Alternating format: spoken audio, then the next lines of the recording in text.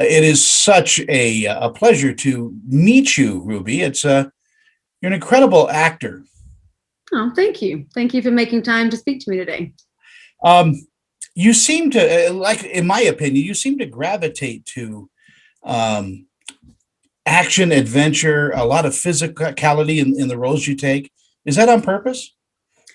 I think it's a mixture of two things. I think it was the genre that kind of embraced me when I came through after I did Orange, of course. But, I went into Resident, then I went to John Wick, and then I went into Triple X. And, and then I sort of sprinkled that with doing a Pitch Perfect, doing some comedy, giant shark movies, trying to do as many different things that I enjoy with characters that I respond to or scripts that I respond to, obviously. And I think that I am a physical person. I did grow up doing extreme sports, bit of a adrenaline junkie in Australia, and my experience in martial arts and stuff like that. But I think I still, when I get an action film or when I get something within that genre, it still comes down for me to the characters, what the intention is, what the message is. Is this just people going around shooting people for no reason? Then it's not that interesting to me. But when you have a story like this, especially, and I really resonated with the character and I really related to it, and knowing that I had my mom was 20 when she had me, a single mom, did whatever it took to help us survive and keep safe.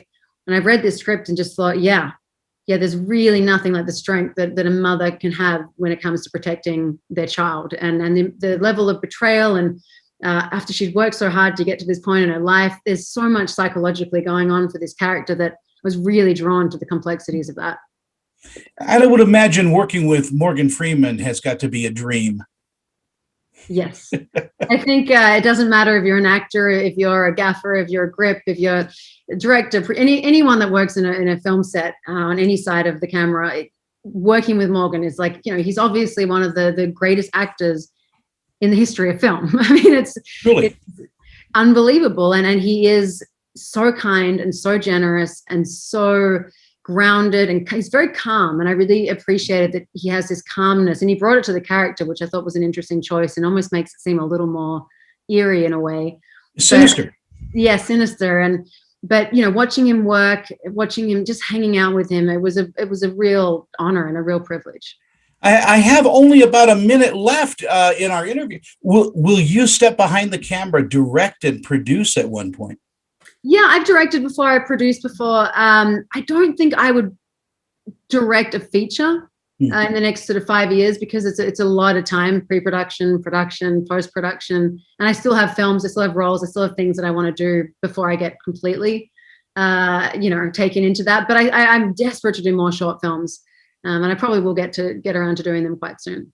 Well, I've noticed that you move like a dancer, in those fight scenes. So the training that you've had has got to be just amazing. And you're always in training, right? Yeah, always in training. I mean, I definitely dropped off during the pandemic. I just went, you know what? I've been training for like 15 years. I deserve a break. Totally forgot that I'm like 35 years old, and it's a lot harder to get bounced back in after 30. I was like, wait, this is meant to just happen instantly. But I needed that break, wanted that break, and then the discipline had to come after. Ruby, it's a pleasure again to talk with you. Have a great day. And again, we'll all be watching Vanquish. Thank you very much.